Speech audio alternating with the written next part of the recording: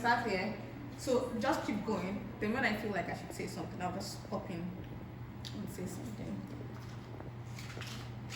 Okay, so for anyone watching the video, this is mostly about the Biafran War, the civil war for in Nigeria, and there's a lot of nuances in between the textual inscriptions on the posters and just this itself. But probably I should let the collaborator who did this to say something herself without necessarily infusing my own meaning. But I think this is meaningful in talking about the relationship between war and other countries that are sort of external forces within the affairs of that war.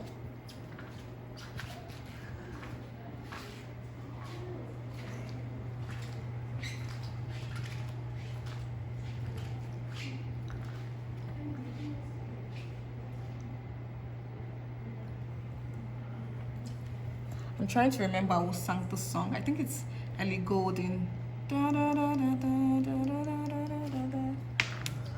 But it's like very depictive of a love for something and what that love can mean in the larger scale of how the society operates.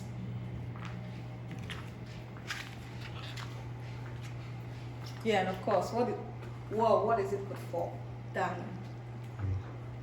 There is really nothing to capture like what war does as best as this.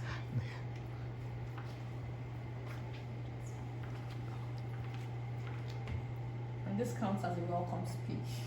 Although you can't hear it, like it really says everything that you want to hear about how this exhibition operates.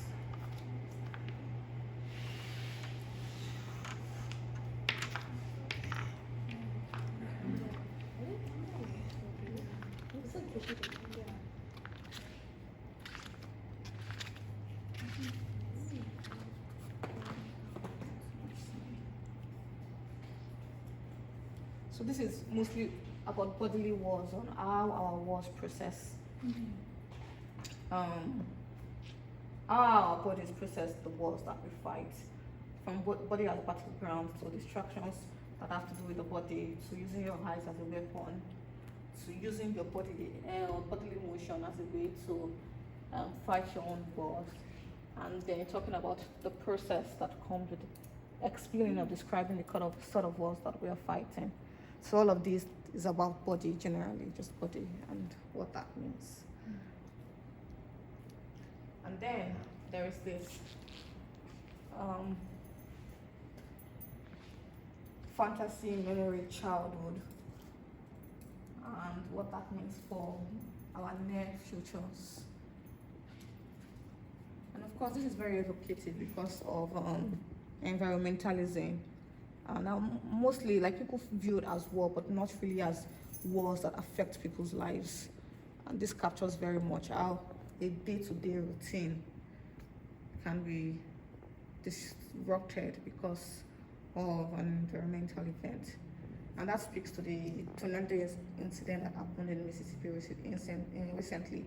People process it to how it has affected their families and friends, not necessarily how it has affected the environment.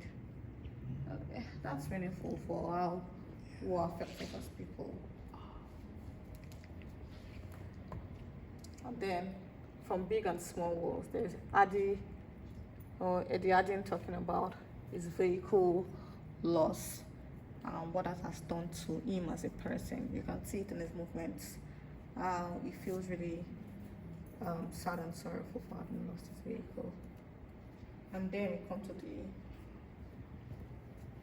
struggles, yes, on body, but also on the things that go beyond our control, like struggles that we fight based on cancer, struggles based on external forces, and again, racism, and all of those things that black bodies have had to go through just because of their presence in the world, their sheer presence in the world has necessarily exposed them to a lot of battles that they necessarily do not need to fight.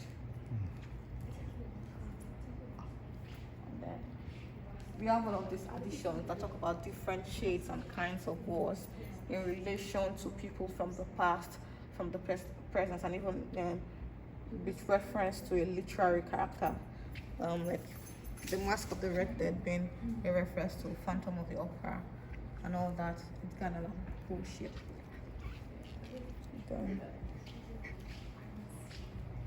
And there's Lullaby from Underfoot. Poetic explanations of can also get visual descriptions. I like that.